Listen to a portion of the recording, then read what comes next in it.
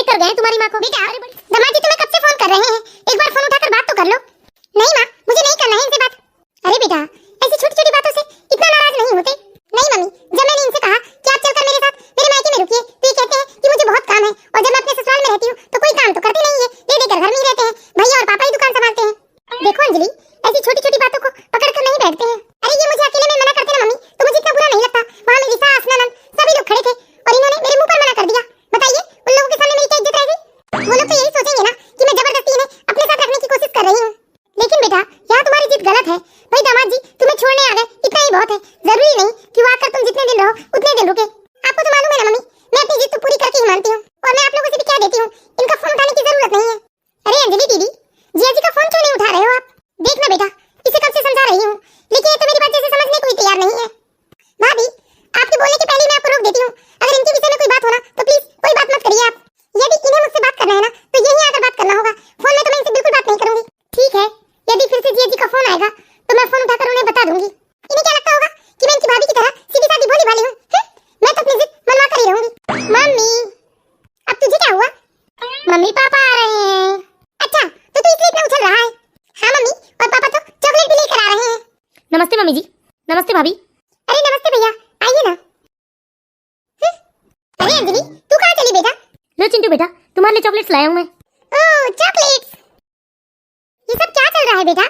हर एक दो महीने में तुम लोगों के बीच में ऐसे अनबन क्यों होती रहती है? अब ऐसा है मम्मी जी, अंजलि हर एक दो महीने में अपने मायके आने की जिद करती है और मैं उसे कहता हूँ कि ठीक है मैं तुम्हें छोड़कर आ जाऊंगा, लेकिन अंजलि जिद पर बैठ जाती है, कहती है जितने दिन मैं मायके में रुकूंगी उतने दिन आप भी रुकिए। अब एक दो दिनों की बात हो मम्मी जी तो मैं रुक जाऊँ, लेकिन अंजलि तो हर 2-3 महीने में आती है और 15-20 दिन के पहले वापस जाती नहीं है। मेरी भी तो कुछ जिम्मेदारियां हैं। अब आप ही बताइए, मैं इतने इतने दिनों तक यहाँ आकर रुकूंगा तो आप लोगों को अच्छा थोड़ी ना लगेगा? अरे ना ना दामाद जी, ऐसी बात नहीं है, भला हमें क्यों बुरा लगेगा? वो ऐसा है ना मम्मी जी, मेरी भी कुछ जिम्मेदारियां हैं घर में। जिम्मेदारियां हैं? क्या करते हैं आप दिन भर घर में? सच कहती हूँ मम्मी, ये 1 घंटे के लिए भी दुकान नहीं जाते हैं, दुकान तो सिर्फ बड़े भैया और पापा ही संभालते हैं। ये तो बस पूरे टाइम घर में ये तो मोबाइल चलाते रहते हैं, ये टीवी देखते रहते हैं, या कुछ नहीं तो अपने दोस्तों के साथ बाहर जाकर एंजॉय करते रहते हैं। अरे मैं कहती हूँ इस तरह से अपना समय बर्बाद करने से अच्छा है कि आप मेरे साथ मायके चलिए।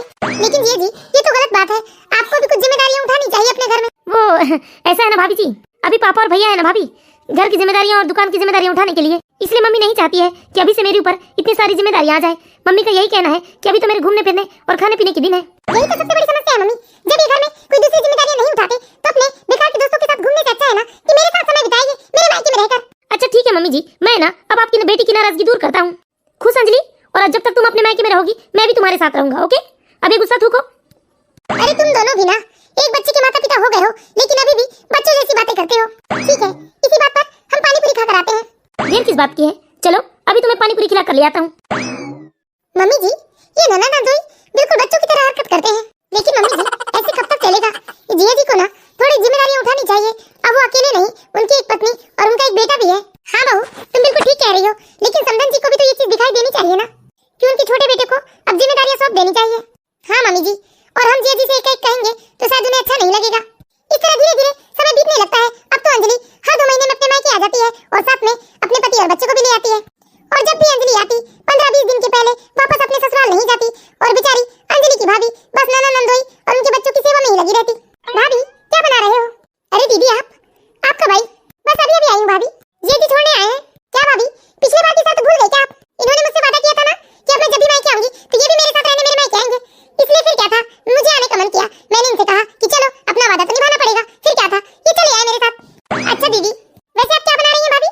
हाँ अंजलि दीदी आज तो मैं गोभी की सब्जी और पूड़ी बना रही हूँ, मैंने सब्जियां तैयार भी कर ली है।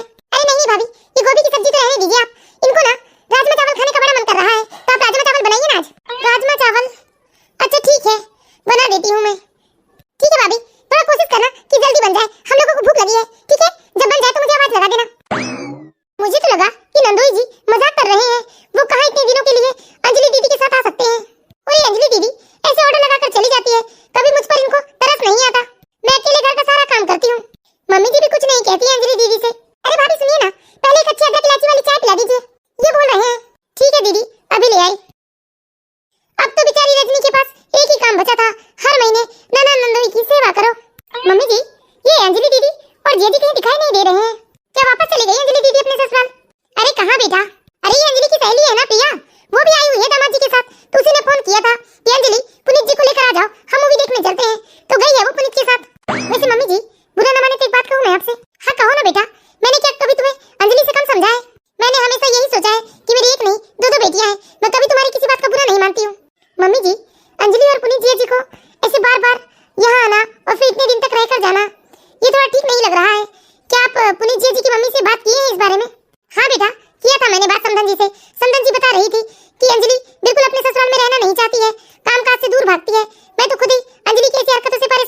लेकिन यदि अभी मैं उसे कुछ कहूंगी तो तुम्हें तो उसका गुस्सा मालूम ही है, इसलिए मैं सही मौके का इंतजार कर रही हूँ।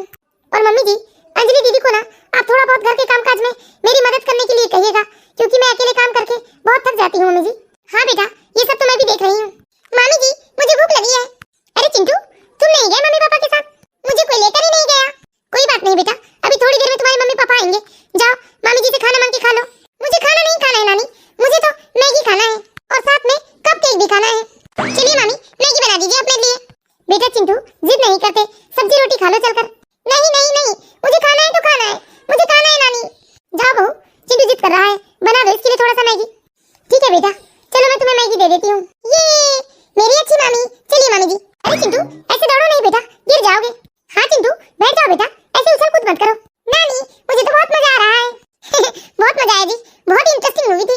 ये मम्मी आ गई, पापा आ गए। आ गए बेटा तुम लोग? हाँ मम्मी, बहुत मजेदार मूवी थी, लेकिन बहुत जोरों की भूख लगी है। भाभी, क्या बनाया है आपने? लेकिन दीदी, मम्मी जी तो बता रही थी कि आज आप लोग डिनर करके लौटेंगे, इसलिए मैंने आप लोगों के लिए खाना नहीं बनाया। हाँ भाभी, प्लान तो था, लेकिन रिया के घर से फोन आ गया था कि उसका बेबी बहुत रो रहा है, इसलिए हम लोग बिना डिनर करे ही लौट आए। अच्छा एक काम करो अंजलि, जाओ तुम भाभी के साथ दाल चावल ही बना लो, क्योंकि हम सब लोगों ने तो खाना खा लिया है। मम्मी, आप ये मुझे क्या बोल रहे हो? मैं खाना बनाऊंगी? वैसे तो मैं इतने थक के आई हूँ, मुझसे तो कुछ काम नहीं होगा, मैं बता देती हूँ। अरे अंजलि, मेरे भी तो सिर में कितना दर्द हो रहा है, प्लीज मेरे लिए एक कप अच्छी अदरक वाली चाय बना दो, मैं कमरे में आराम कर रहा हूँ। चलिए दीदी, दोनों मिलकर खाना बना लेते हैं। वाह मम्मी, देखा आपने भाभी को? शादी इसी को कहते हैं, 4 दिन की चटक चांदनी, फिर अंधेरी रात। क्या मतलब है दीदी आपका, जो आप मुझे कह रही हैं कि 4 दिन की चटक चांदनी? सही तो कह रही हूँ। अरे जरा सा मैंने आपको खाना बनाने क्या कह दिया, आप तो मुझे ही सुनाने लगी। मम्मी, आप चुपचाप सुन रही हैं, भाभी से कुछ कहिए ना, कैसे मुझे खाना बनाने बोल रही है भाभी? अंजलि, तुम्हारी भाभी तुम्हें खाना बनाने नहीं बोल रही है, अपने साथ मदद करवाने बोल रही है। मम्मी, क्या आपको दिखाई नहीं दे रहा है, हम लोग मूवी देख कर आए हैं, मैं कितनी थकी आ रही हूँ। एक तो हम लोगों ने उस रिया की वजह से डिनर भी नहीं किया है। अरे भाभी, जरा सा खाना बनाने के लिए कितने नखरे दिखा रही हैं। यही तो मैं आपसे कह रही हूँ दीदी कि जरा सा खाना ही तो बनाना है, चलकर मेरी मदद कर दीजिए तो मैं भी जल्दी फ्री हो जाऊंगी। अरे आप मूवी देख कर आई हैं तो आप थक गई हैं, और क्या मैं घर में आराम से बैठी हुई थी। एक तो मैंने अकेले चिंटू को संभाला, दिन भर उसने कितना उछल कूद किया है। देखो भाभी, ये आपका काम है, इसलिए खाना आपको बनाना चाहिए। देखिए दीदी, बहुत हो गया, मैंने बहुत सहन किया है, लेकिन सुन लीजिए, मैंने अपने सास ससुर और पतिदेव पर ठेका लेकर रखा है, तुम्हारा नहीं। मम्मी, मम्मी सुना आपने क्या कहा भाभी ने? अरे शांत रहो अंजलि, और जाओ अपनी भाभी की मदद कर दो। भाभी, जरा सोच समझ कर बात कीजिए आप। सही तो कह रही हूँ ना दीदी, मैंने आपका आपके पति को और बच्चे का ठेका लेकर नहीं रखा है। मैं भी इंसान हूँ, मैं भी थक जाती हूँ। जब तक सहन सकती थी ना, मैंने चुपचाप सब कुछ सह लिया, लेकिन ये क्या है, हर 2 महीने में आप आ जाती हैं, महीना महीना भर रहकर जाती हैं, और मुझसे बिल्कुल नौकरानी की तरह काम करवाती हैं, अपने बच्चे का, अपने पति की सेवा करवाती हैं आप मुझसे। इसलिए बहुत हुआ दीदी, अब तो मैं नहीं सह सकती। देखा ना कैसे बोल रही है भाभी? देखिए भाभी, जब सास ससुर पति आपका है तो ननद भी तो आपकी हुई ना। आप अपनी ननद को सबसे अलग क्यों कर रही हैं? नहीं दीदी, मैंने अपनी ननद को ना अलग नहीं किया है, लेकिन एक बात सच कहूँ दीदी, मैं मुझे ना आप जैसी ननद बिल्कुल नहीं चाहिए। मानती हूँ ननद की सेवा होनी चाहिए, लेकिन जो 2-4-10 दिन के लिए बसने आए उसकी सेवा होनी चाहिए, लेकिन जो पूरी जिंदगी के लिए बसने आ जाए, ऐसी ननद की सेवा तो मैं नहीं कर पाऊंगी। माँ, माँ आप क्यों बैठी हैं? कुछ बोलिए ना भाभी को। अरे भाभी, मुझे कितना सुनाई जा रही है। देखिए दीदी, कौन ऐसी ननद को पसंद करेगा जो शादी के बाद भी ससुराल ना जाकर मैके में बसना चाहती हो? अरे मैं आपकी सेवा करूं, आपके पति की सेवा करूं, बच्चे की सेवा करूं, मेरे बस की बात नहीं है। आप खुद अपना परिवार संभालिए। देख रहे हो मम्मी आप? अरे कुछ बोलो ना मम्मी, ऐसे चुपचाप क्या सुन रहे हो आप? अरे मैं क्या बोलूं, मुझे कुछ समझ में नहीं आ रहा है। सुबह शाम किचन में मेरे साथ हाथ बटाइए, घर के कामों में मेरा साथ दीजिए, तब तो ठीक है दीदी, वरना आप मेरा हाथ नहीं बटा सकते ना, तो आप अपनी पसंद का खाना, जिया जी की पसंद का खाना खुद बनाइए और उन्हें खिलाइए, मुझे कोई फर्क नहीं पड़ने वाला। देखा ना आपने, सुन लिया अपनी लाडली बहू का? अरे कैसे जबान चला रही है, जरा भी शर्म नहीं आ रही है कि ननद से ऐसे बात की जाती है। अरे भाभी की नजरों में ना ननद की जरा भी इज्जत नहीं है माँ। देखिए दीदी, इज्जत तो है, लेकिन कम से कम इज्जत बनाने वाला कोई काम भी तो कीजिए आप। देखिए दीदी, यदि आप अपने ससुराल से ना 10 दिनों के लिए आती तो मैं भी आपकी सेवा करती, आपको एक गिलास भी पानी उठाकर पीने नहीं देती। आप जो कहती ना दीदी, मैं आपके लिए करती, लेकिन अब आप मेरी ननद नहीं बल्कि आप मेरी पाटीदार हो गई हैं। अब आपको हमेशा के लिए अपने मायके में ही बसना है अपने पति और बच्चों को लेकर, तो फिर आपको मेरा साथ तो देना होगा ना, मेरे साथ घर के काम तो करने ही पड़ेंगे। सुन लीजिए दीदी, ये ना आप ननद वाली हेकड़ी छोड़ दीजिए। सुन लो माँ, अरे तुम्हारी आंखों के सामने सब कुछ हो रहा है और तुम कुछ नहीं बोल रही हो अपनी लाडली बहू को। कहीं ऐसा तो नहीं माँ, ये आपकी नजरों में मैं ही गलत हूँ? देखो अंजलि, मुझे तो ऐसा लगता है कहीं ना कहीं तुम्हारी भाभी ठीक ही कह रही है। अरे तुम अपने ससुराल में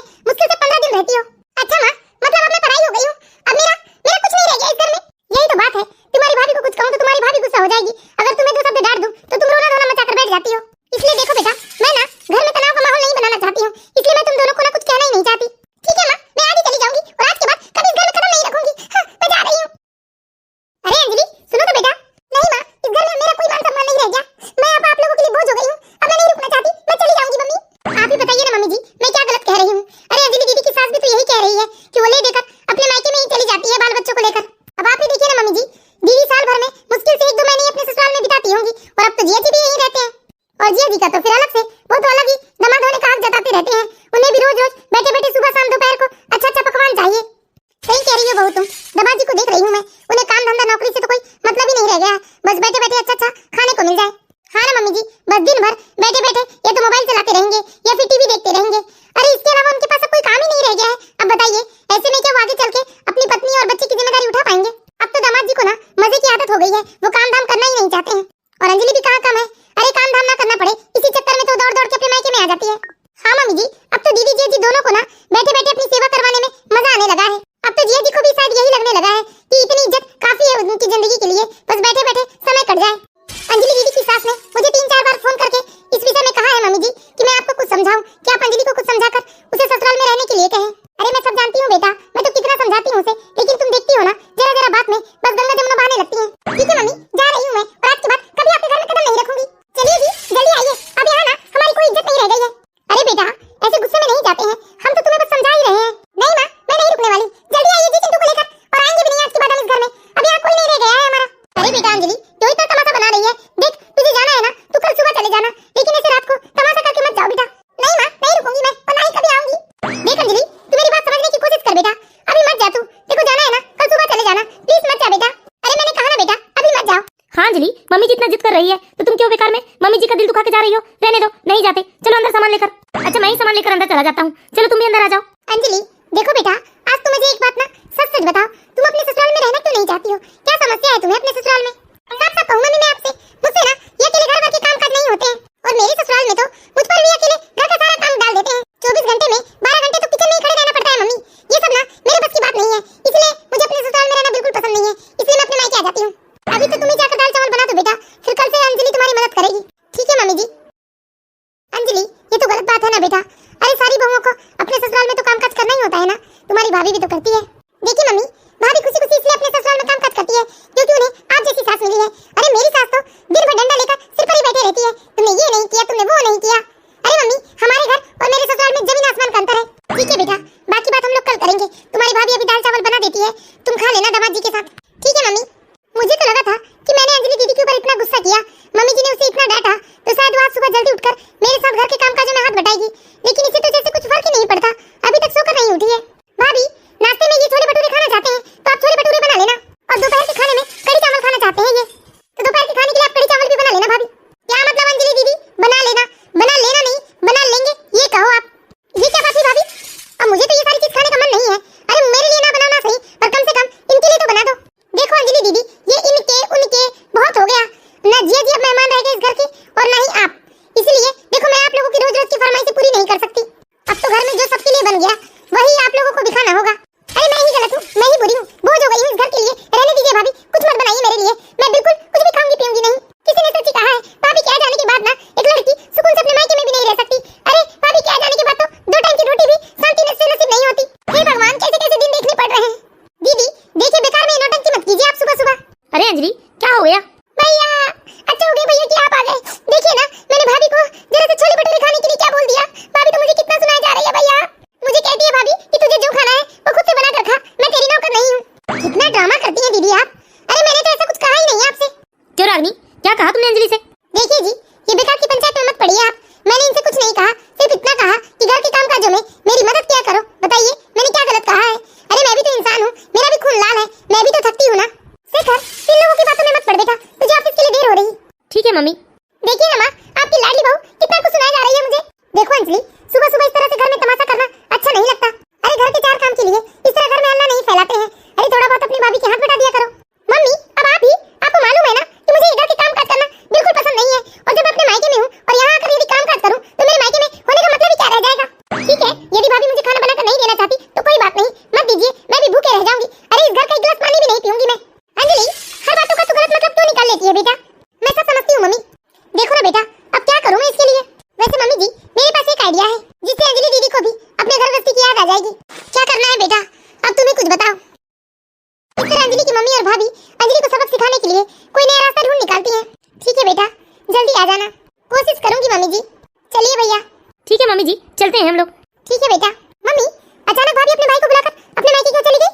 अरे बेटा उसकी माँ की तबीयत ठीक नहीं है इसलिए अपनी माँ को देखने गई है। अच्छा तो भाभी 2-3 दिनों में वापस आ जाएंगी ना? नहीं बेटा अब उसकी माँ की तबीयत खराब है तो जब तक ठीक नहीं होगी तब तक वो कैसे आ जाएगी? कब नहीं, ये तो वही बताएगी बेटा। ये क्या बात हुई माँ? वो क्यों बताएंगी? क्या भाभी अपने मन की मालकिन है जो वो बताएगी उसे कब आना है और कब नहीं? क्या आप कुछ नहीं हो मम्मी? अब आपके होते हुए भाभी अपने मन से आना जाना करेगी क्या? बेटा उसे अपने मन के फैसले लेना भी तो तूने ही सिखाया है ना। अरे तुझे ही देखकर तो वो मुझसे भी अब पूछना जरूरी नहीं समझती, इसलिए तो सिर्फ वो मुझसे पूछ कर नहीं गई है, मुझे बता कर गई है। और अब तुझे क्यों इतना बुरा लग रहा है? वो मम्मी, अच्छा ये सब छोड़ो और शाम के खाने की तैयारी करो। क्या? मैं क्यों करूं मम्मी? तो कौन करेगा बेटा? तेरी भाभी तो यहाँ है नहीं। अच्छा एक काम करो, चल के मेरे साथ किचन में मदद करो। ठीक है। अच्छा एक काम करो अंजलि, जल्दी से तुम आटा गूंथ लो, तब तक मैं आलू की सब्जी फ्राई कर देती हूँ। मम्मी मुझे रिया का फोन आ रहा था, रिया बोल रही थी कोई जरूरी बात करनी है उसे मुझसे, तो मैं अभी आती हूँ मम्मी रिया के घर से, फिर मैं आपकी मदद करती हूँ। आराधना जी बहुत कोशिश करती है कि उनकी बेटी घर के कामकाजों में उनकी मदद करे, लेकिन अंजलि अपनी माँ की मदद बिल्कुल भी नहीं करती है और बेचारी उनकी मम्मी अकेली घर का सारा काम करती है। अरे जिस लड़की को अपनी माँ को भी काम करता देखकर तरस नहीं आती, वो क्या अपनी भाभी और सास पर तरस खाएगी? अंजलि रोज कुछ ना कुछ नया बहाना बताकर इसकी उसके घर चली जाती है और जब घर का सारा काम हो जाता है तब वो घर में वापस आती है। अंजलि को सबक सिखाना बहुत जरूरी हो गया है। आराधना जी अपनी बेटी को सबक सिखाने का निर्णय कर लेती है। अंजलि आजकल खाने पीने में मजा नहीं आ रहा है, तुम्हारी भाभी कब आएगी? हाँ जी भाभी को गए तो पूरे 4 दिन हो गए, मैं अभी मम्मी से पूछती हूँ। क्या हुआ बेटा? मम्मी भाभी को गए तो पूरे 4 दिन हो गए ना, क्या भाभी की माँ की तबीयत अभी तक ठीक नहीं हुई है? भाभी क्यों नहीं आ रही अपने ससुराल? तुम्हारी भाभी बोल रही थी कि अभी 1 हफ्ता नहीं आती, उन्होंने कहा और आप मान गई। अरे आप भाभी से कहिए कि वो आकर अपना ससुराल संभाले। अरे अब मैं क्या बोलूं बेटा, आजकल की बहुएं कहाँ अपनी सास की बात सुनती है। अच्छा ये सब छोड़ो बेटा और जाओ तुम लोग कहीं से घूम फिर कर आओ। अरे चिंटू भी घर में बोर हो जाता है, चिंटू को पार्क लेकर जाओ। क्या बात है मम्मी, आज पहली बार आपने खुद से कहा है कि हम लोग बाहर घूमने फिरने जाएं। अरे बेटा जरा घूमोगे फिरोगे तो दिमाग भी तुम्हारा ठंडा रहेगा। ठीक है मम्मी। आराधना जी जानबूझकर अपनी बेटी दामाद को बाहर घूमने भिजवाती हैं, लेकिन वो लोग जब लौट कर आते हैं तो देखते हैं कि आराधना जी तो बीमार पड़ी हैं। अरे अब तुझे कैसा लग रहा है आराधना? मम्मी ये क्या हो गया आपको? कुछ नहीं बेटा। अरे तुम लोग कुछ ना बोलो आराधना, तुम आराम करो, डॉक्टर ने तुम्हें आराम करने कहा है ना। देखो बेटा अंजलि, तुम्हारी माँ ना सड़क पर बेहोश होकर गिरी पड़ी थी, वो तो अचानक मेरी नजर पड़ी तो तुम्हारे चाचा ने डॉक्टर को फोन किया। अभी तो डॉक्टर देख कर गए तुम्हारी माँ को। अरे बड़ी भारी कमजोरी आ गई है तुम्हारी माँ को। देखो बेटा अब तुम्हारी जिम्मेदारी है कि तुम अपनी माँ का ख्याल कैसे रखोगी। अरे आराधना कुछ खाओगी क्या? अरे काम करो बेटा अंजलि, जाओ तुम्हारी माँ के लिए जरा सा दलिया बना दो।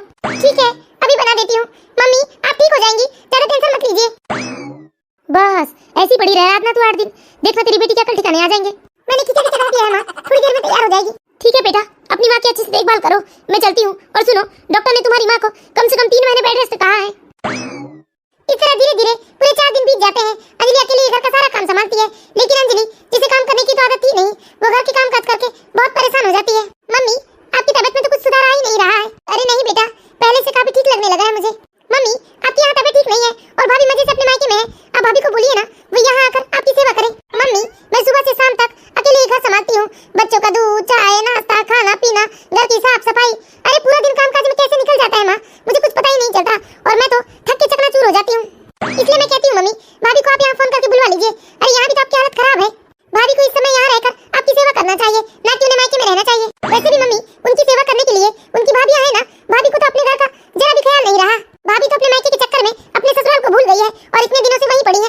ठीक है बेटा तुम फोन लगाओ और स्पीकर पर रखो, मैं बात करती हूँ। हाँ लो माँ अभी लगाती हूँ। हेलो हाँ बहू मैं बोल रही हूँ। अरे मेरी तबीयत ठीक नहीं है बेटा, तुम यहाँ आ जाओ। अरे मम्मी जी यहाँ मेरी माँ की भी तो तबीयत ठीक नहीं है ना, इसलिए मुझे आने में तो समय लगेगा। अरे भाभी ये क्या तरीका है? अरे क्या टाइम लगेगा? अब आपकी माँ 4 महीने बीमार रहेगी तो क्या आप 4 महीने अपने मायके में ही रहेंगी? यहाँ आपकी सास की तबीयत खराब है, आपकी सास को आपकी जरूरत है और आप अपने मायके में जाकर बैठी हैं। अरे भाभी क्या आपकी माँ आपकी सेवा से ही ठीक होंगी? आपकी माँ की सेवा के लिए तो उनकी बहू है ही ना। अरे तुम तो कम से कम अपनी सास की फिक्र कर लो। क्यों दीदी आप तो अपने मायके में ही बसेरा ले ली है, तो क्या आपको इसमें कोई बुराई नहीं लगती है? और वैसे भी दीदी आप तो है ही ना मम्मी जी की सेवा करने के लिए, आप कर लो मम्मी की सेवा, वो आपकी भी तो माँ है ना, मेरी तो वो सास है। इसलिए आप अपने मायके में रहकर आप अपनी माँ की सेवा करें, मैं अपने मायके में रहकर अपनी माँ की सेवा करूंगी। ये क्या बात हुई भाभी? देखिए दीदी मैंने साफ साफ कह दिया मैं नहीं आऊंगी, मतलब नहीं आऊंगी। जब तक मेरी माँ पूरी तरह से ठीक नहीं होंगी तब तक मैं नहीं आऊंगी। आपको जो भी समझना सोचना है वो समझ लीजिए, मुझे फर्क नहीं पड़ता। अच्छा तो सुनिए भाभी मैं अपने मम्मी पापा को तो बनाकर खिला लूंगी, लेकिन आपके पति की सेवा कौन करेगा बताओ? उन्हें कौन खाना बनाकर खिलाएगा? अच्छा ठीक है दीदी, अगर मेरे पति का पेट ही ज्यादा भारी है तो मैं कल से उन्हें यहीं से टिफिन दे दिया करूंगी, या पॉसिबल हो तो उन्हें भी यहीं बुला लूंगी। अरे जब तक मैं अपने मायके में रहूंगी ना तब तक वो भी अपने ऑफिस से छुट्टी ले लेंगे या फिर यहीं से ऑफिस चले जाएंगे। ओके बाय दीदी मैं फोन रखती हूँ। देखा माँ आपने इसकी जुबान कैसे कैंची की तरह चक चक चक चक चलती है। अरे जाने देना बेटा, तू तो है ना मेरे पास। अरे मेरी इतनी प्यारी बेटी, मेरे इतने न्यारे दामाद, मुझे क्या और किसी की जरूरत है? मम्मी अब कैसी है आपकी तबीयत? हाँ बेटा, थोड़ी ठीक हूँ मैं। ठीक है मम्मी, मैं रागिनी के मायके जा रहा हूँ, मैं आपको देखने आते जाते रहूंगा। भैया ये क्या बोल रहे हो आप? अरे अपनी बीमार माँ को छोड़कर आप भाभी के मायके जाएंगे? वैसा है अंजलि, मैं बहुत दिनों से अपने ससुराल नहीं गया हूँ और वैसे भी सासू माँ की तबीयत ठीक नहीं है तो मुझे तो जाना चाहिए। और वैसे भी मेरी माँ का ख्याल रखने के लिए आप और जिया जी है ना। अब तो शेखर भी अपने ससुराल चले जाता है, लेकिन इधर घर की जिम्मेदारी अंजलि और पुनीत पर आ जाती है। जैसे मार्केट से सब्जी लेकर आना, राशन लेकर आना, ये सारी जिम्मेदारी बेचारा पुनीत निभाता है। अंजलि अकेली इधर का सारा काम करती है और वो अब घर का काम कर करके बहुत परेशान हो जाती है। अब तो उसे ऐसा लगने लगा था कि यहाँ रहने से बेहतर है कि वो अपने ससुराल चले जाए। और अब तो पुनीत भी अपने ससुराल की जिम्मेदारियां उठाते उठाते त्रस्त हो जाता है। उसे भी लगने लगता है कि वो अपने घर में ही अच्छा है। अंजलि एक बात कहूँ मैं तुमसे, तुम्हें नहीं लगता कि तुम अपने मायके में रानी की जगह नौकरानी बन गई हो? क्योंकि तुमने तो अपने सारे पैतरे लगा लिए, लेकिन तुम्हारी भाभी अपने मायके से आने का नाम नहीं ले रही है। और अब तो तुम्हारे भैया भी अपने ससुराल चले गए हैं और छोटी छोटी चीजों में मुझे ही अपने जेब से रुपए खर्च करने होते हैं। और अब तो मेरे पास भी इतने रुपए बचे नहीं है कि मैं मम्मी जी की दवाई या घर की साग भाजी में रुपए लगा सकूं। इसलिए अंजलि मैं चाहता हूँ कि तुम मम्मी जी से बोल दो कि हम लोग अपने घर वापस जाना चाहते हैं। अरे अंजलि बेटा, कुछ खाने का मन कर रहा है, जा कुछ बना दे मेरे लिए, फिर दोपहर की दवाई भी तो लेना है मुझे। जा बेटा जल्दी बना दे। माँ मुझे नहीं रहना है तुम्हारे घर, जब मुझे इस घर में आकर नौकरों की तरह काम करना है। मेरे पति को भी अंदर बाहर का सारा काम अकेले ही करना है। इससे तो अच्छा है कि मैं अपने ससुराल में ही रहूं। अगर इतना काम मैंने कभी अपने ससुराल में कर लिया होता ना माँ, तो मेरी सास मुझे पलकों पर बिठा कर रखती। अरे मुझे इज्जत की 2 रोटी मिलती, ये मायके का एहसान तो नहीं रहता मेरे ऊपर। इसलिए माँ मैं कल के कल ही जा रही हूँ अपने पति को लेकर। आप बोल देना अपनी लाडली बहू से, देखते हैं कितने दिन माँ की सेवा करती है। चलिए जी चलकर अपना सामान बांध लेते हैं। अरे गुस्से से ही सही, कम से कम पहली बार अपनी मर्जी से अपने ससुराल जाने को तैयार तो हुई है। अब अंजलि को समझ में आ गया, चाहे मायका हो या ससुराल, जहाँ रहोगी काम तो करना ही पड़ेगा। बिना काम किए कहीं भी गुजारा नहीं होता है। अरे चलो मैं अपनी बहू को फोन करके बता देती हूँ कि अंजलि अपने ससुराल जाने को तैयार हो गई है। हेलो, हाँ बेटा, अरे अंजलि अपने ससुराल जाने को तैयार हो गई है, तुम कल ही आ जाओ।